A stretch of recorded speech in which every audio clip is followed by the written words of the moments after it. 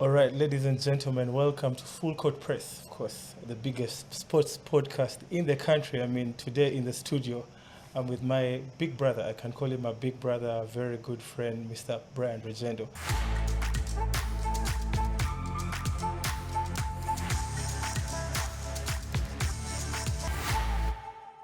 Brian, you're very, very welcome. Please introduce yourself. Thank you, Vinny.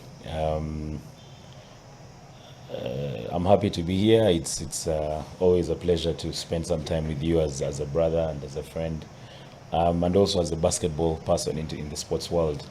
I'm Brian Rugyendo, as you've introduced. I'm into sports, but I also have a career outside sports, a professional career. In sports right now, I'm engaged in a number of things. I happen to run a sports club, which is multidisciplinary. Basketball being one of the major elements, and chess, because I believe in complete development of a human being. And as part of the club, we have the academy, which is mainly that multi-sport, multidiscipline area or element of our club, Tropical Royal Sports Club. So our symbol is a lion. We are lions because the royal animal in the jungle, the king of the jungle, is the lion. So as the royals, we are lions, So the academy is the Cub Royals Academy because the cub is the young lion, which is, what I'm actually, where I'm from. Right now I had an activity earlier on. So we have the academy, which has basketball, chess, and different activities. We do it every Saturday at Ambrosoli International School. We are quite different from the other academies, which do mainly one activity. It could be a basketball academy or a football academy or maybe rugby academy. Ours is multi-sport, so actually multidisciplinary. So we do 3 hours every Saturday morning, 9 to midday, where we do chess, which is for the mind. We do basketball, which is for the body. Then we do one extra skill or talent for the children. We've done a number of things. We've done aerobics, we've done painting, we've done tie and dye, which was what we did last Saturday. We've done pottery, like clay work. We've done beading, like this. This was done by one of the children who gave it to me as a present. We've done so many different things. We do volleyball, we do football, we do badminton. Those now come in as the extra activity. So basketball and chess are constant. The extra activity comes in. But we also have the senior team in the league basketball, which is the Tropical Royal Senior Basketball Team, currently in the Division 1, which is the second tier of the FUBA League. Of course, I started with basketball because that was my area. But our next steps are to have a ladies team join us as the Lady Royals. But my inclination is most likely going to be towards another sport, not necessarily basketball, because we still have to explore and have those multidisciplines all around. But that's on the sports side. Our academy has some projects with some schools, international schools, local schools, where we send coaches to go and carry out these activities through PE, through sports clubs, basketball club, chess club at different schools. We have Ambrosoli International School, we have Hanak International School, we have Tonza Play, where we deal with kids about 1 year to 3 years on Umbuya Hill. Those are kids who are just learning to run, learning to talk. So our project is comprehensive from the age of 1 year, basically. It goes through. So there are those we deal with privately, and then there are those we deal with through institutions. But on the career side, I happen to be into land surveying and property, which is what I studied for my profession. I did a bachelor's degree in land surveying from Makerere University. And I went on to, this was 2003 to about 8, because it was 4 years. It's a 4-year project, but you start 1 year going to the next year, as per their curriculum. And then I went on later on to do a master's degree in the UK, University of Salford, Manchester. The master's is in real estate and property management. Yeah. So I'm engaged, in that as well, as a private consultant and also as a land surveyor. And I love community development. I love youth development, especially through sport, career development generally. So I give back to the community as well, where I live, but mainly through sports development and career development through the youth. So that's pretty much myself in a nutshell. I am married. I'm a married man with one child. Ashawa, I'm sure you know him, and that's my son. Yeah, he's been involved in the basketball community, in chess. He has played for in various tournaments. He does really well there in chess, in basketball. So he's following in my footsteps, but he's also all round. He's a very skilled footballer, very skilled in a number of things. He plays badminton, he plays lawn tennis, he swims, volleyball. He does all these things, and he's just 9 years old. He's growing really tall. I think by 11 or 12 he'll probably be beyond me, but I'm very proud of him and the fact that he's all round, which is our aim as parents. You want to develop a child that can compete, that can adapt to the ever-changing world and the future of where the world is going, and Africa and Uganda, but also not just being able to adapt, but being able to compete at the highest level, and also diversify if possible, because you never know where the world could lead you. Yeah. So that's, and not only him, but the children in the academy, and that's pretty much it for now. Maybe later on. Yeah. Okay, let's dive into it like real quick. I know you for being a basketball legend in the country. I mean, thank you. You cut across. I mean, old school and new school. You've had a very positive impact on the kids, and even back then, I know the Makere team with the Kongs. Yeah. The Warriors team, I know you had a major impact with the Team Union Warriors. Yeah. Let me just ask you this. How did you fall in love with the sport? I mean, it's very, very important to fall in love with something and then you pick the interest and pick it up from there. Carry the passion. Yeah. How did I fall in love with the sport? I could say it was coincidental. Back then, I started playing basketball in 1993. Okay. I was 9 years old because I was born in '84. My birthday was over the weekend, 2 days ago. Yeah, I remember. On Saturday. So when I was very athletic, but more into running, general things like every child plays, like and all that. Yeah, like Ashawa. But Ashawa has been directed at a young age, because the time I started the academy, he was already that was 2020, just before the COVID lockdown and all. He was 4 years old. Yeah. So he was playing with 6, 7, 8-year-old kids.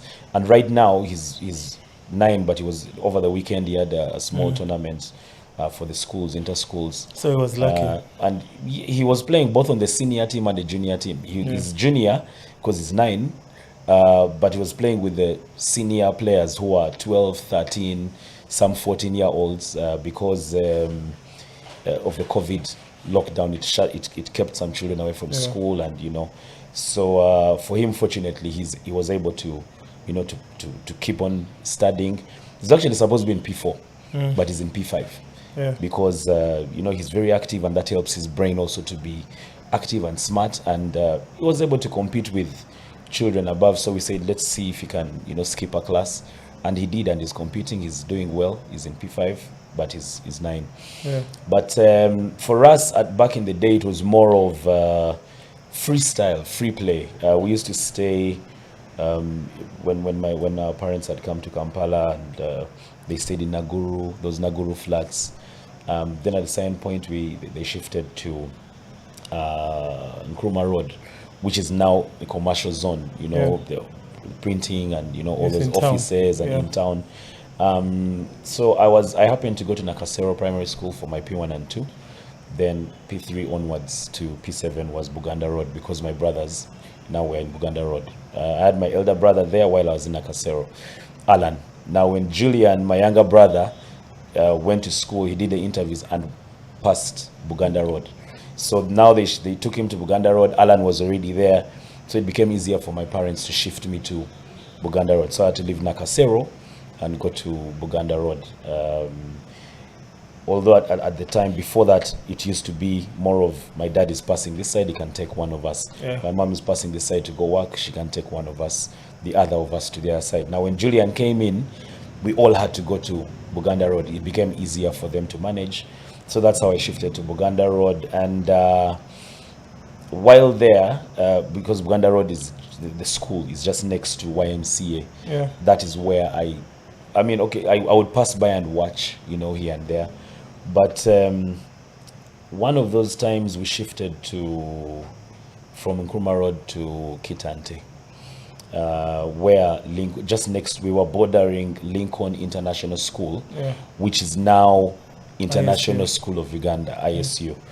Back then it was Lincoln International School, and it was right where the British High Commission is right now at Kitante. Yeah. And because we were just bordering with the Lincoln International School, and the fence was between, you know, the two properties was not a wall fence, it was the chain link with just hedges. We used to hear, we would be home and would hear a lot of like noise. Guys are shouting, guys are whistles, guys are dribbling. Yeah. So we'd go behind the house into the compound, and, you know, with our neighbors, it was a community, you know, would go and peep through the compound, through the fence, and we would see, you know, people playing basketball. And we said, but what is this sport about? We didn't even know about it. We first were used to football, like every, you know, every young kid. child, athletics and football. So we said, what is this? Let's maybe pass there. And those were the rhinos, the charging rhinos and Amazon rhino back then. At This was Kitante. they were playing at Lincoln International School. Yeah. So they had an arrangement with Lincoln to use their facility for their training ground. They used to host tournaments. Would actually go and peep and see Kenyans and, you know, guys from Rwanda who had come, you know, APR and Espoa from Rwanda, you know, a number of these other teams, KCB, and, you know, and they would come and play, and we would watch the tournament and see the excitement. So sometime with our neighbors, we say, let's just, you know, walk down and see what's happening. Yeah. Now, the neighbors that we found there had already started. They had picked an interest already. Some of them would meet these guys after their training at Lincoln. They're leaving, and they would meet them and say, hey, how do you bounce a ball? How do you... So they picked up that interest before we joined them. Yeah. So we found a number of them. There was Alan Taoda, for example, who had played the game for probably about a year before. He was already playing. For about a year or so. So he knew how to lay up, 1-2, lay up. For us, it was more of now, let's just bounce the ball, you know, that kind of thing. And then you try shooting. Yeah, ours was not shooting. They were shooting, for us, we were throwing. Yeah. Now, fortunately, the Rhinos were so accommodative at the time, and they had a program, an academy program, you can call it an academy program, but they had a structure where they had charging rhinos for the men, they had Amazon rhino for the women, they had young boy rhino, which was the junior team. At the time, the chargers were the Robert Ndamajes, Sylvan Kaboha, Atomo Chamringa, those were the guys, Joe Burua. And then in the junior rhino team, the young boy rhino had the Alberta Chicos, the Mande Jurunis, Ronald Ronnie Kalule or at ISU. A number of those guys, Henry Baguma, you know, at the time. Yeah. And then there was the Microsoft Rhino, which was now the primary school level. Junior Rhino was more of high school. Yeah. Then the charging Rhino was university and above, mainly. So we had the Microsoft Rhino, which was mainly primary, and that is like the younger children, and that is where we joined in. And that's how we fell in love with the game. We were next to the place. It was more of convenience. You know, you're just next to the place. You can move around and get into the gates.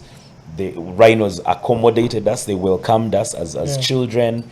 They had a structure where their senior charging rhinos, some of them would volunteer and coach The kids. Some of them would come down, but most of them would coach the junior rhinos, and then the junior rhinos would come and coach us. Yeah. You know, but if some of the charging rhinos had some time, they would also come to us. So I remember Andrew Biekwaso and AB and Ocheng Frank, OF. They were like the guys who were holding, and a certain gentleman, Norman Olsen. He was a white man who was, doing some work here in Uganda. They were the guys who were running the show at the Rhinos. So I remember they delegated. Robert Ndamaje was the one spending more time with us, the little ones, and that's how we fell in love with the game. And because Robert himself, as a person, as a coach, was very welcoming. He was warm. He was a good guy. He knew how to handle kids, how to talk to kids, and when you have a good coach that inspires you, and he was also a good player.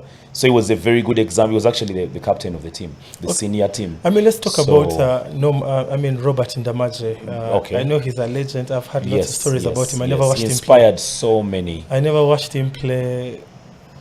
I don't know if I can put him in that category of Norman Blake and Stephen Omon. Yes, definitely. How good was Robert Ndamaje? Extremely good. He was, first of all, he was versatile. He was this guy who would play number 1 to number 5.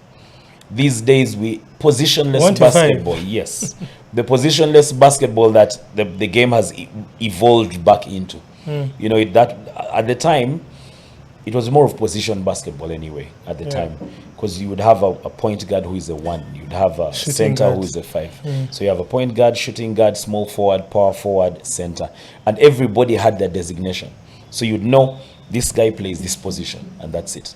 But Robert would play as a 3-man. Then when they're making a substitution and they're bringing in a 3-man, he would switch to the 2 position and become the shooting guard. Then they're subbing out a big man. They bring in probably another guard who is a 2-man. He goes to the low post and plays as a 4. For me, in my books as an individual, I rank those 3 players you've mentioned as the top 3 basketball players ever in Uganda, all time, based on both the old school, the new school, and their impact on the game as well. For me, the main thing was Stephen Omon, Robert Ndamaje, and Norman Blake were able to play all 5 positions and compete with the best at each position. It's not just about saying I can play 1, I can play 3, I can play 5. They were able to play in all positions and compete with the best in those positions. For me, that is what makes them stand out. But I definitely have Jimmy and Abu. We'll get into that. Those guys. No, we'll get into that. That is for later. Partly because of that, because I know he can do 1 to 4. At least I've seen him do that. Maybe low post, not that. Maybe 1 to much, 3, not 1 to 4. You could say 1 to 3, but I remember a time when this is one of those stories where Knight Riders had a game in the NBL sometime. This was 2009, because at the time I was playing for Miracle Eagles in that 2009 season, because I remember 2010 is when I coached Miracle Eagles. So I was playing for them, and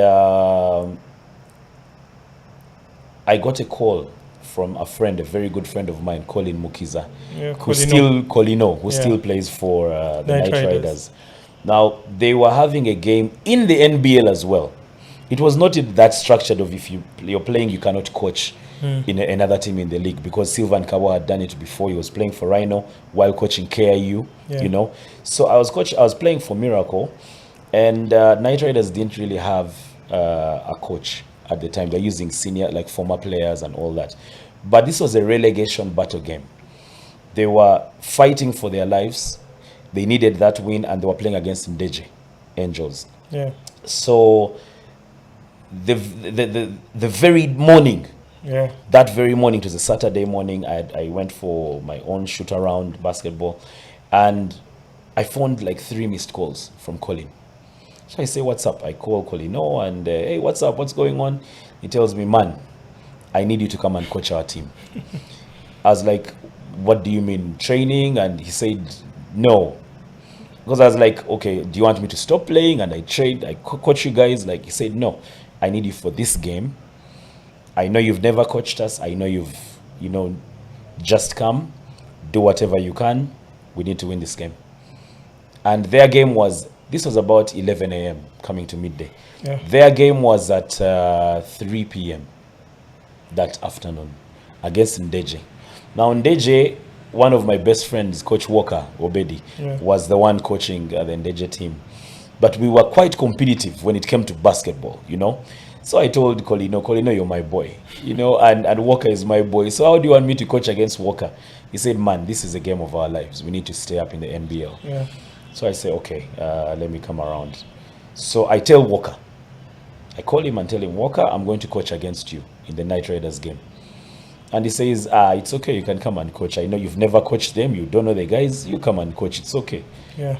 So I say, okay. So in that game, the Riders were a very small team. They had so many guards and they didn't have big men. They had only one big man, What guys ODB. are we talking about? We're talking about, there was Jimmy Enabu, of course. There was ODB, you know, Rogers. He was playing Odiama Rogers. He was the center. He was the only big man at the time. I think we had I think Derek Mbusi was a player there, but he wasn't available for that game. Yeah. So they were short-handed, and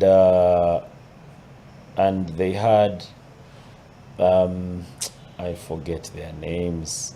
They had a number of guards. There's a Tanzanian guard. Yeah. Who used to drive a UPDF, not UPDF, but it was a Tanzanian army car, I think for the dad. He was in Vienna. He was driving his car's dad. I mean, his dad's car. Yeah. And yet he was not a soldier. Isn't that dangerous? No, he used to move with the bodyguard. The bodyguard would drive him there. But you know, when you're young and you want to move around and swag around and stuff, so there's a bodyguard around. Who was basically designated driver, but swagging and all. So this young man, he was in Vienna at the school. So were the Johnnies there? Yes, Johnny is the name I was looking for. Then the two brothers. One was, we used to call him Slow Poison. Yes, those two guys were there. One was called, I think, Ronnie. I don't remember. Yes, there was Ronnie, and then there was the other who was good with the drive. Then there's another guy who was good with the shot, the elder brother. But Ronnie was so aggressive and fierce, and I loved their heart. So anyway, I got to coach this game, and ODB I think picked 3 fouls in the first quarter. And he was the only center around. And he was too aggressive, of course. He was too aggressive, extremely aggressive. He liked blocking and, so he but picked 3 fouls in the first quarter. Yes. Why did you let him get 3 fouls? When you have a player who has no substitute and he has picked 2 fouls, I think the second and third fouls were in quick succession. So the first foul was like after 3 or 4 minutes. Then he said, Coach, I'm good. I'm like, okay. So second foul was about 8th minute in the first quarter. So you're just about to sub him. He says, Coach, let me finish the quarter. And you don't have a sub for the center. You're like, okay. Now, because at this point, when you're coaching, you want to get feedback from the player. I'm okay, I'm not okay. I said, okay, let me keep him there. And immediately after that second foul, he picks a third foul. So I had to give him that substitution. Actually, Derek Mbusi was around. It's Michael Kalisa who was not around. I remember. So I say, Derek has to stay. I bring Derek off the bench and put him on for ODB. Yeah. And I tell Jimmy, you know what? I'm going to... Actually, Derek was playing with ODB. So I remove ODB and I have to bring in a guard. So I tell Jimmy, you're going to have to play as a 4. We don't care whether you're a 1 or 2 or 3 or whatever. You're going to play as a 4 and you're going to support Derek. Because we can't risk not having ODB at the end of the game. Of course. So Jimmy ended up playing as a 4 in that game. Unfortunately, we won that game by 1 point. And they survived relegation? They survived relegation that season. And that was one of my fond memories as a coach. Because I had coached Colin at campus. Yeah. The Makerere University team. But if you say that, people think you're that old. Explain how you coached Colin, yet you were studying with him in the university. Colin was actually ahead of me. He was, because when I joined campus in my first year, I was in Nkrumah Hall. This was 2003, August. I was in Nkrumah Hall. And Colin was, I think, in third year or fourth year. He was in Sibira Hall. I think it was in fourth year, if I recall well. But at that time, we had Coach YY, who was our coach. I think Colin was in year 3 at the time when I joined in year 1. So Coach YY was coaching us, was coaching the Makerere team. And Roger Serunyigo was the captain. He was a year ahead of me. So I was in first year, he was in second year. But he was quite involved with his club and, a number of activities. So there was this time when we were supposed to go in 2004, January. We were going for the inter-university games in Nairobi. So Roger gets this position. He was captain, but he said, Brian, I would like you to become the captain, and I stay as a player. And I said, but no, you're the captain. I found you in the university team and all that. And he said, yeah, but I know your leadership skills, and I think if you stayed as just a player, it would be doing us a disservice. I would like you to lead this team. I'll be a player, but I'll be right next to you. He basically handed over the captaincy of the Nkrumah team and of the university team. Actually, when I was joining the university, I hadn't gotten a hall. I think I was supposed to go to, I think it was Livingstone at the time. But Roger convinced me and said, you're a private student, you're free to go wherever you want, come to Nkrumah Hall. So Roger he recruited me in my Essex VAC to go to Nkrumah Hall for my university. So I stayed in the hall, and he took me there. I became the captain immediately. He handed over and said, I would like you to be the captain. He was really involved in volleyball, and he started playing rugby as well. He was playing basketball. So he said, you know what? He was the Lobo back then. He was around, he was all over the place. He said, you know what? Like Olobo, yes. So he said, you know what? Go ahead and take over this basketball team. For Nkrumah Hall and for the university team. Now, towards the end of 2004 is when we were actually supposed to go for the inter-university games. And we're training. Coach YY was the one heading us, but now I was captain. The university was trying to get funds for the entire sports fraternity to go, to Nairobi. You guys are struggling. Well, I can't call it struggling, but the bureaucracies, in the universities. There's a lot of money in universities. There's no way they would struggle. And sports, but for Makerere, it's more academic oriented and projects than sports. It's not like the current UCUs and Ndeje and, Nkumbas. So they gave them a budget, and when they broke down the budget to per head, they realized that they could not take all the players they wanted to take. So they communicate to me as the captain, and say, we can manage only 10 individuals to travel. So either we take 9 players and the coach, or we take 10 players. You guys decide as the team. So they handed it over to me, the decision. So I go to my players. I had the Alanta orders. I had Chiberu. You remember Chiberu, the tall big man. I had Roger. I had Mande Juruni. I had Albert Achiko. I had Peter Elungat. I had these were guys who were playing on the team. I had Ochan Moses. They were playing on the university team. I was their captain then. That's a national team squad. That was practically a national team squad. There was Richard Balemwa. Rest in peace. Very, very serious player for us at the time. So I bring this to them and say, look here, guys, we have a situation. We can only take 9 players and a coach, or 10 players. So they say, but we can go as 10 players. We'd rather have the extra player. For you, you will be coach captain. So you'll be the captain and the coach at the same time. I said, no problem. So I decided to get back to Madame Penina Kavenge at the time, sports tutor. The boss lady. And we went as, and we went as 10 players. So I was captain of the team, I was coach of the team, and I was a player. Now that is how my coaching career started. Yeah. Basically, so I started coaching in 2004. And how good was the Makerere team back then? Did you sweep every trophy? Yeah, I think for the first 2 years we won everything in Uganda. But we had strong competition from UCU and Nkumba. In the first year, Nkumba had both Norman and Donald.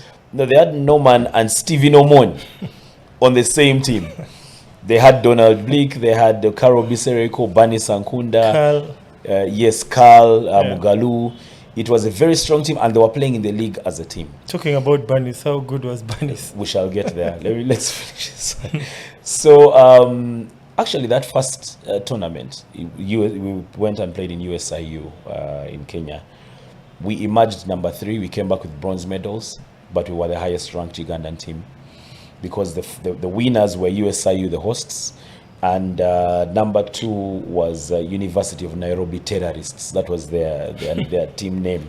So they were number 2, and we lost to USIU, which eventually won it in the semi-final, and Nkumba lost to the University of Nairobi. For us, we lost to USIU. So as those two played the finals, we played the third place game with Nkumba. Say the losers match. The losers match. Yeah, I rather call it the third place game. So we played in Nkumba and we beat them. Yeah. That's how we got the bronze medals. But from then on, I think that's when Steve left the team. He moved on from Nkumba, and I think we won everything from that time for 2 years or close to 3 years, until it was actually for 3 years, until when I was leaving the university, and we had a fierce rivalry also with UCU in the inter-university games, but because UCU also had an all-star team. They had Ken Balejusa, who played, I think, in the university games. They had Jimmy Enabu. Ivan. They had Ivan Enabu. Was Jimmy there, Kweli? Yeah, Jimmy joined a little later. I'm talking about the rivalry of, that span about 3-4 years. Yeah. They had Adams and Njoroge. They had this Nyamai, Eric, Biggie. They had a number of guys. It was a very big team. Yeah. They had the two brothers, the Omondi, Jeff and Mugabe, Robert. Yeah. So these were real rivalries. I mean, those are national team players you're talking about. These were national team. These are national teams in universities, and it was.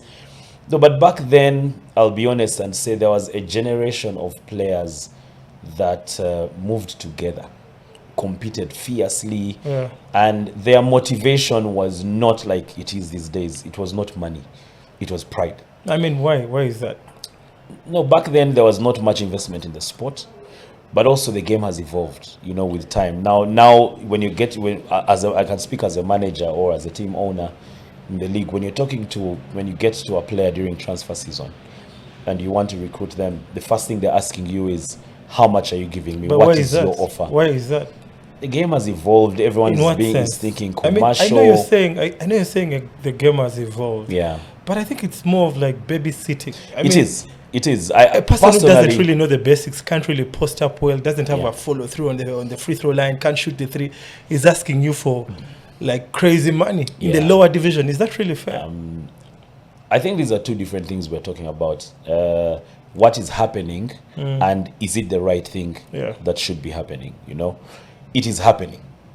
A player comes from high school, you're trying to give him an opportunity to get into the league, to grow and develop skills and move away from the running time into stopping time, strategy, team structure, building, around guys you're building for the future, learning from maybe the senior players on the team. A child comes and they say, I can bench that guy. I'm a better shooter than him. So what's how much? And a kid is asking for 500K, 1M. It's not a bad thing. Yeah, of course. To ask for that. But for me, on my side, I'm wondering, does this child actually want to develop? Or does he feel... Okay, let me take you back a little bit. I know... let's first finish. We're talking about it. No, we're talking about it. Okay. In the end, in the States, I mean, of course, everyone knows America is well known for basketball. Yeah. I think in American soccer. Yeah. When you're in high school, you're not supposed to receive any money. Any cash. From anyone. True. In college, that is the same system. Thing. Yes. In college, same thing. I mean, correct. I think it happened to LeBron. Yeah. I think he received a hammer then maybe some gifts, and he got suspended when he was in high school. Even in college, same thing. Yeah. Don't you think we're spoiling the kids? I mean, like a senior 6 kid or a university kid, and you're paying them. Doesn't it confuse them? Yeah. It's in my opinion, it's not a good thing, but at the same time, we are not. I don't know how to bring it. One, we don't have proper regulation. You see now, like in the US, it is law. It's a rule. If you're in high school, no cash payments. If you're in the college, no cash payments. It's part of their system. Yeah. But you see that side, they have player agents, they have managers, they have that follow these players. Not in high school. Yeah, but privately, because they are part of AAU tournaments, and family gets them involved in tournaments and things like that on the side. So they have personal coaches who help them and give them this information. But for us here,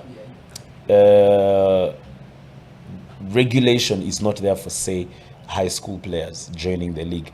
They have a recruitment system. They have a draft system in the US, which allows for players at high school. Actually, they stopped even high school at that time. They allowed only college. So you had to leave high school, go into college for at least 1 year before you can be drafted, So they do it at regulation level, at policy level. For us, unfortunately, we do not have the policy that manages these players. But also the fight and desire for winning in coaches and managers supersedes what they need to be doing, supersedes player development, growth and like development as men first. Yes, as that you see, as a coach and as a manager, you're dealing with children, with a student. He's coming, or he's left high school, is going into campus.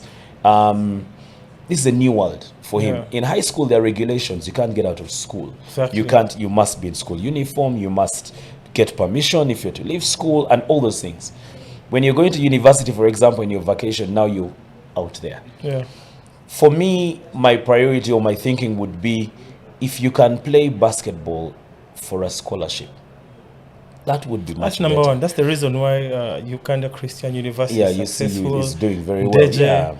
Nkumba used to be very successful. Nkumba was doing well.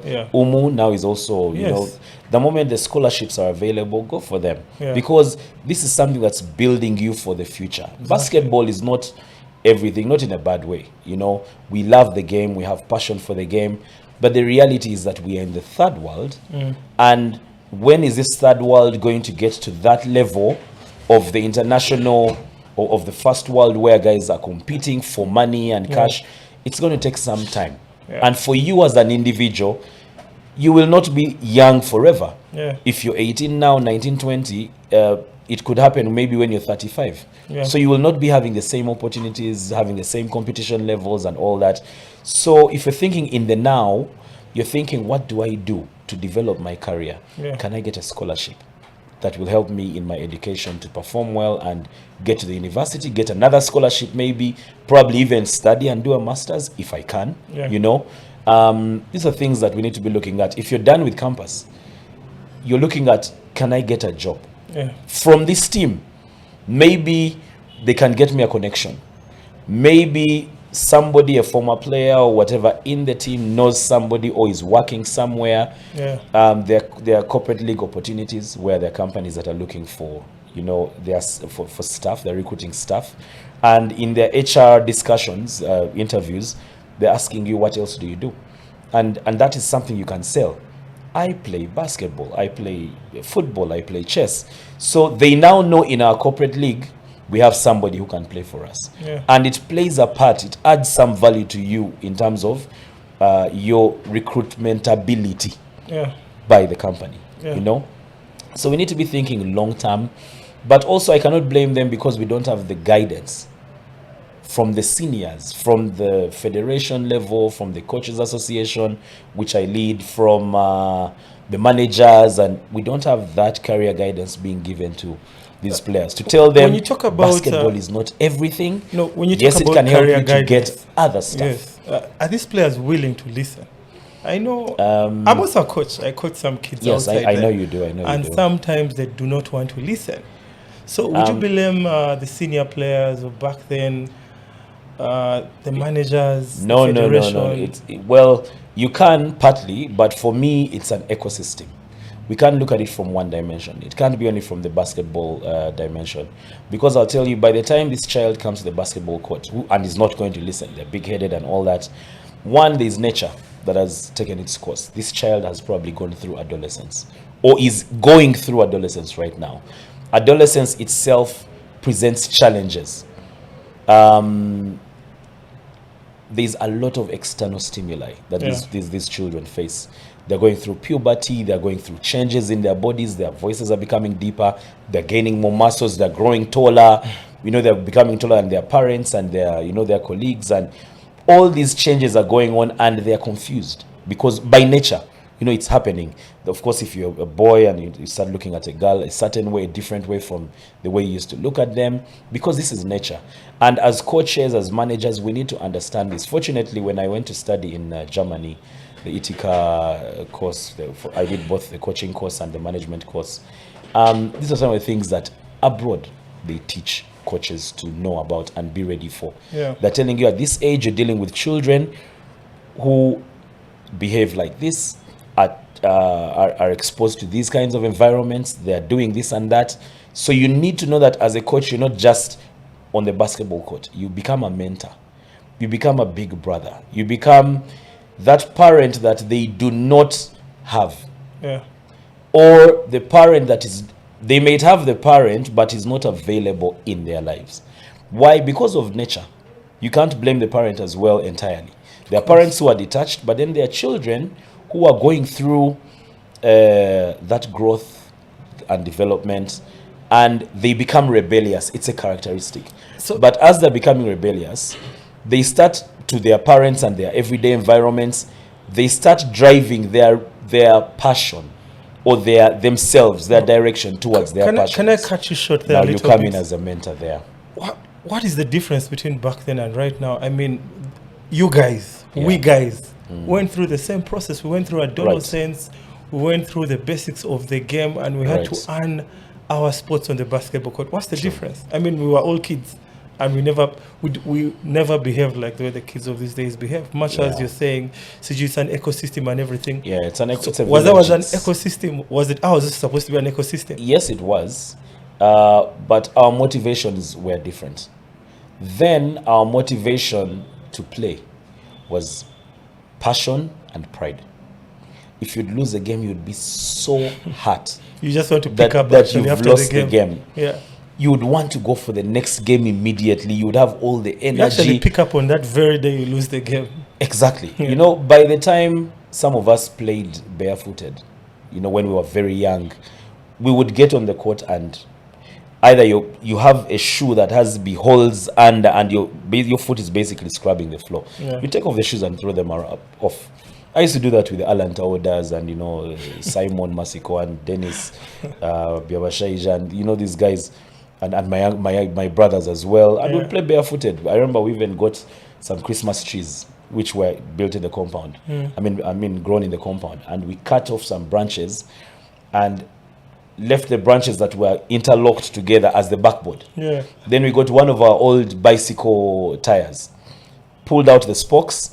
When you pull out the spokes, that rim has holes. So we put the rim in the tree and banged nails through it. And that became our training ground, when we couldn't go to Lincoln. And we started shooting. We would get old basketballs from the rhinos. The old ones which they're going to throw, we would get them, take them to the petrol station. They put on it a chiraka, like for tires. Yeah. They put on it a chiraka, pump it, that becomes your training ball. At that time, we had mainly rubber balls, so it has no grip anymore. It's done, but that is now your training. Because that was our motivation, at the time, when we were much younger. But we were lucky to have been groomed by also coaches and people older than us whose motivation was not the financial element. Yeah. Now, the motivations are different. Right now, a child comes and not even a child, everyone, that's nature. People come and they're asking you for money. Yeah. And I must repeat and say, it's not a bad thing, of course, to ask for money. But if you want to ask for money and you're asking for a career salary, like anybody else who wakes up in the morning and goes to work, maybe you ask for, let me say, a milli, or like, something like that. Let's start there. And a player comes and says, I'm worth 1 million shillings. In the lower division. In any division, even if it's the NBL, you're worth 1 million shillings, well and good. But my question to you is, are you going to give basketball what's your worth? that time that is worth that 1 million? Because there's another gentleman who wakes up in the morning, dresses up, 8 a.m. he's going to work. He leaves work at 5 p.m., 6 p.m., 7 p.m., gets back home. He's a father or whatever, and he's probably earning 1.3, 1.4. But when you bring that down off taxes, off NSSF, off all these statutory payments and whatever, his take home is probably that 1 million. Now, if you say I want 1 million, but you're going to be training twice a week and playing one game on the weekend, and your output after a game, even your output in a game is not consistent. One game you're giving me 15 points or 20 points, the other game you're giving me 7 points, 8 points, the other game but for me it's not even about the basketball. I want to look at the person as a whole. For me, my advice would be, how do you develop yourself? How do you use basketball to develop your other careers, develop yourself, be all round? Because when you break your foot, when you become older, you will not be able to get that money from the basketball itself. Maybe you'll go into coaching and hopefully make some money there. I don't know. Maybe go into agency, go into merchandising, and do sports apparel and stuff like that. But maybe sports marketing, maybe go into physiotherapy. There's so many avenues, you can go into. But my thinking is, how do you use the sport to network? Get a better network. Develop relationships that can build you for better. Be competitive both on the basketball court and off the basketball court. What other skills do you have? And can you see, when you use those as a direction to also earn money, you improve your skills there as well. Of course, Now, you're not asking a basketball coach or team manager, give me 1M. Because when you ask him for 1M, he's thinking you want 1M a month. You're going to be maybe 12 players. Basketball allows us 18 players. So he's thinking, am I going to be spending 18 million a month on my 18 players? Because you shouldn't come, you can come knowing I'm a star or whatever, but you should also understand that there are other people on the team. Now, we've not yet reached that level where every team has sponsors and, and there's external funding coming in, get collections with huge numbers of people, home and away games. It has just begun in the NBL, but not even at that level where every team has a venue. Teams, So, how do you fit in the community, in that environment, that the basketball environment we're talking about? So if you're asking for 1M, as a manager, I'm thinking, okay, this will take me maybe to about 10 to 12M a month. I run this team on my personal finances. I don't have a sponsor. I don't have anybody else contributing. Maybe a few former players here and there saying, hey, I can give you 1 or 2 basketballs. But you see, if you're the player and you're able to do things from your career, maybe you studied and performed well, maybe went into accounting or human resource or something else, it helps you to be able to develop those other skills and say, instead of asking this team for 1M, I can get 0.4, 0.5 from them, and the other money can come from elsewhere. Now that makes you more marketable, even in the basketball environment. Because I will say, okay, I have Vinny who's asking for 0.4, 0.5, because he knows he can get that other 0.5 or 1M from his social media marketing or whatever it is, any other gigs.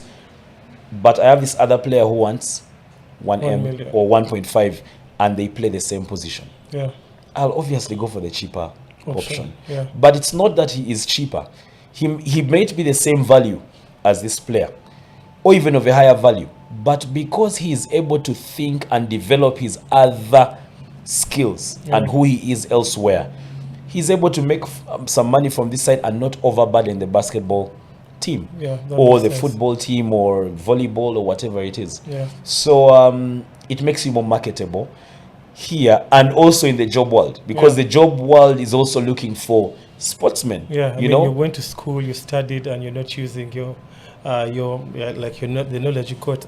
I want to ask you a question.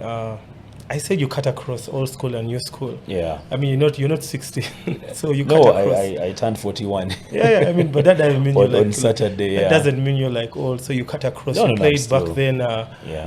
Within Damages. I mean, you saw Damages play. I'm sure you played against him. I played against him. I think once or twice. I was in high school then. Played against Omon. Unfortunately, I played against Jimmy and Nabu. Team in the league. What's the difference between basketball back then and today? Back then, in terms of skill, in terms of management, let's first go to the technical part before we go into the management side. I think management we've already touched. It was more of, you see, at management level, when you're dealing with a club or with players, your focus is the motivation, because it's the motivation that brings these people and keeps them there. You might get players in my team. I'll be honest, the Tropical Royals, we don't really give cash money, like at the end of the month and all that. But we shall give you maybe transport to the training, transport to the games, but we shall also create an environment for you that makes you want to be with us and want to stay. That's why in most cases at the end of a season, we don't usually lose many players. We will lose some here and there who maybe have grown and developed, and other better teams are giving them like better offers. Like Roxine Ahumuza. We have a number. Big Josh now got a scholarship with Umu. We have a number of players who have left us. Mark Bamutende, he was studying at VU, is now back at Umu, I think, doing a master's. There are different guys that we've, allowed to grow into the world out there. But the difference then, it's mainly the motivation. That is managerial. On the managerial side. Then we would have an environment that was building your passion, building your skills, it was intrinsic value. You wanted respect. It was pride. In the community, you'd walk around and everyone's like, that's a basketballer. That guy is, I would go to, I remember like in Makerere, there was that Stanbic Bank within the campus near the Guild Canteen. So you would go to the bank maybe to deposit some money for your tuition or whatever it is, and the moment I would walk into, because we used to play at Pool Court, which was in the center of campus, so everybody knew you as the captain of the team, the Nkrumah team and the university team, and I would step on court and somehow the environment would change. Any university team player would step on court for pickup, and guys playing random basketball would stop, and somehow it becomes organized because there is a university team player amongst them, and they cannot keep playing Kawowo basketball. And it was not easy to be on the team back then. It was. Makerere has had a crop of players from all around from East Africa, because everyone wanted to be part of the Makerere team. You see, you had just started, so it wasn't even, it was Makerere, Nkumba, but Makerere being in Central, and of course being the pride of everyone that wanted to go to university. Anyway, I would go to, say, the bank to make a deposit, and you find a long line standing right there, waiting, and somehow everybody in the line, like 90% or 80%, know you, and they'll say, no, Captain Kapi, you come in front of me. Then now and sees you, hey Brio, what's up, what's going on? You come this side. You'd find somebody who works in the bank, these guys that are ushering and what, they know you because they've seen you on the basketball court. They say, no, you come. They take you straight to the front of the line, and you've chopped that line. Just because people have seen you, they know you, they see something, and that was our motivation. We're playing for pride, popularity, but of course we're not playing for popularity. It comes with, with the game. But if your motivation is purely financial, as it is now, that is where the difference is. I think we've just covered that whole topic. Now, on the technical side, in terms of the game on court. Yeah. Basketball, now this is as a player, as a coach, basketball back then was way more physical. Yeah. There was a lot of low post playing. We had a lot of post players. A lot of dunks. There were dunks, but it was, for me, it's more about the style of play than just, you know, the things, the flair, you know.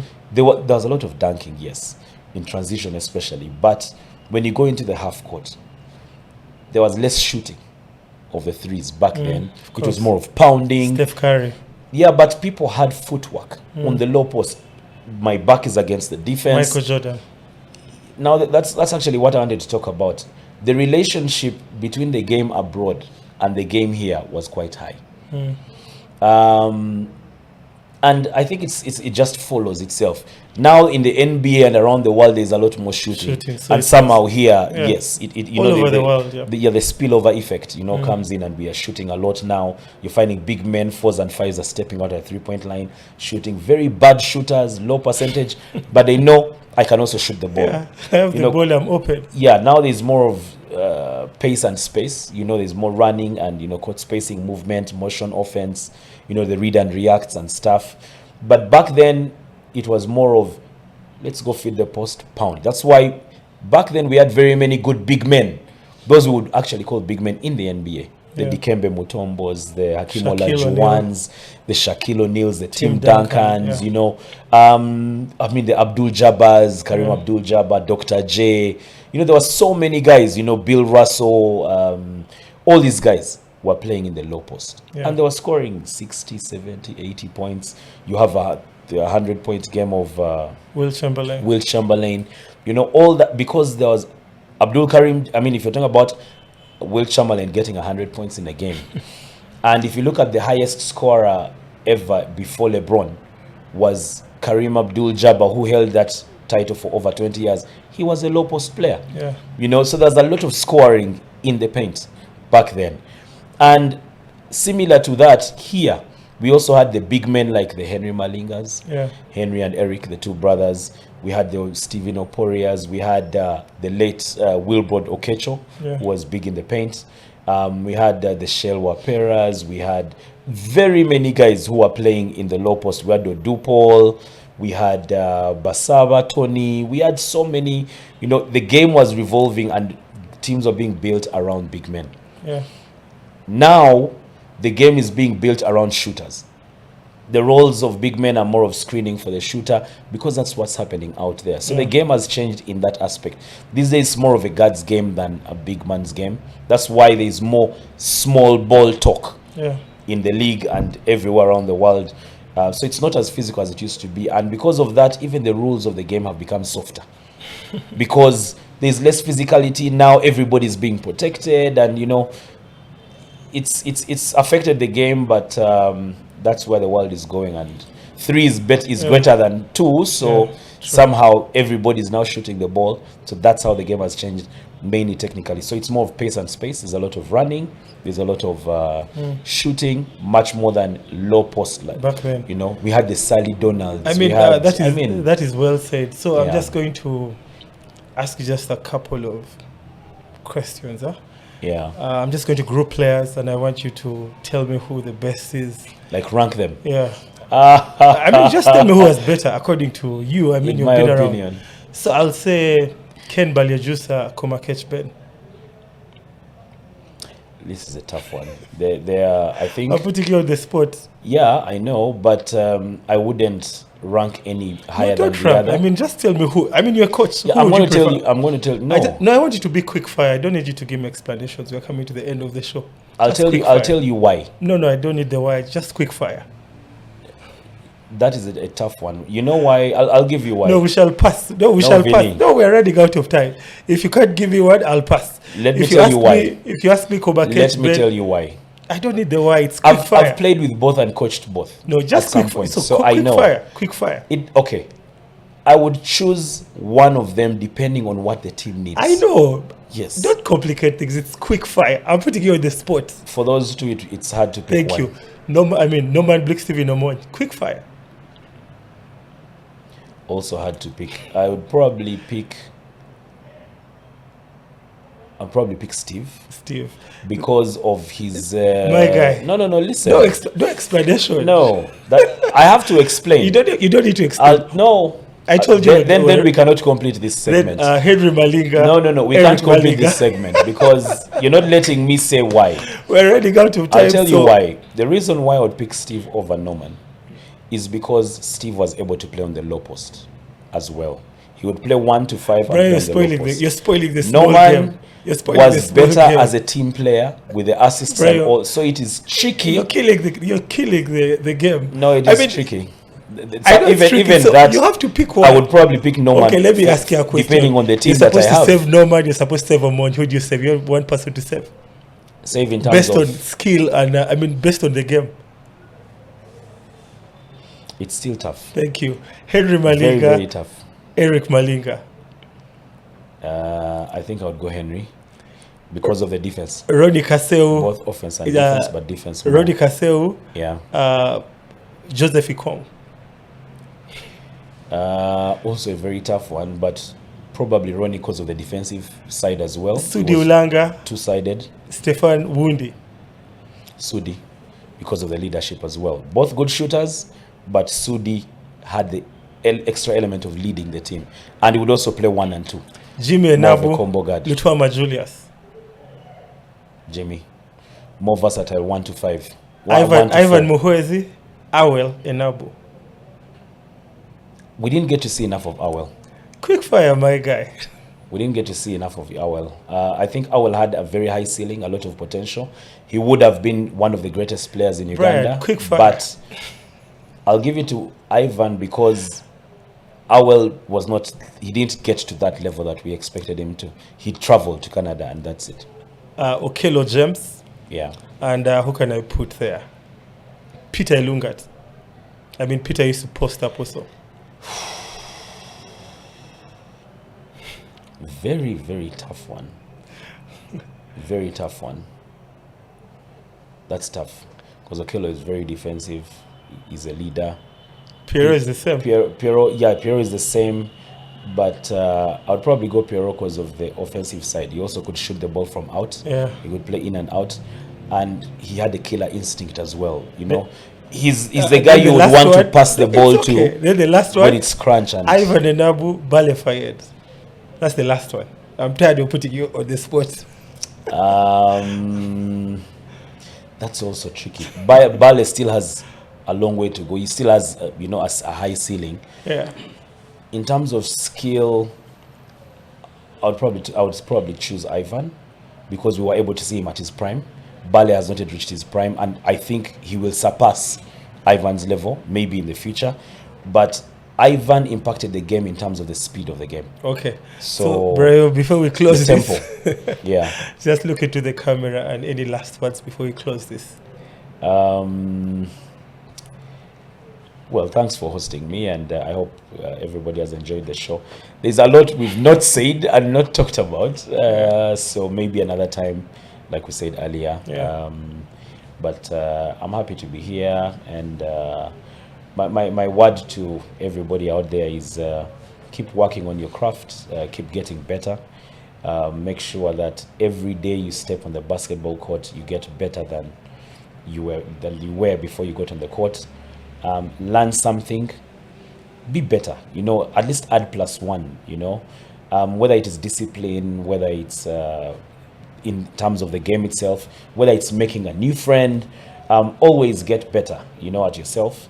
And the environment that we live in, or we grow in, the sports environment and community, is very competitive, but also very deceptive. It's very easy for somebody to deceive you and convince you in certain ways, and then along the way you discover that this is not what I wanted or what I signed up for. So be smart. Use the advice of the people around you, especially the seniors, the adults. If you see elders, just walk to them and talk to them. There's no one who will ask for a payment for that. There's no one they will mentor you and guide you and be able to help you out there. If you're older, keep making friends, stay in the social circles, because I'll tell you, this life that we live, goes way beyond the football pitch, the basketball court, that playing area. When I was going through my wedding preparations, I realized like 90% of my players were basketball people. And these are the guys who made contributions towards, this function. We've had some funeral situations where, somebody loses someone and the support system around them is majorly from the sports environment, from basketball, from football, and they give you the social support, the moral support, the finances. So for me, it's more about developing yourself as a person and in the community, making friends and being open to people. And we are open to people. We welcome everyone. If you feel you're out there, you need some help, some guidance, you can also guide me and tell me, I think maybe you made the wrong decision here, or, maybe this was the right decision, but probably you could have done this. We are all here to grow. Learning never stops, and we are all accommodative. So please feel free, be open, and enjoy life, because life is short. So enjoy your life, make yourself better, and always look further than just the now. That's it from me. Thank you so much. Yeah, thank you so much. Like you said, hopefully we can meet next time. We've not really had enough time. We've touched like 5%. Yeah, true. So I've been your host, Vinny Jura. He has been my guest, Brian Rugyendo. I guess we shall see you next time. Have a good night.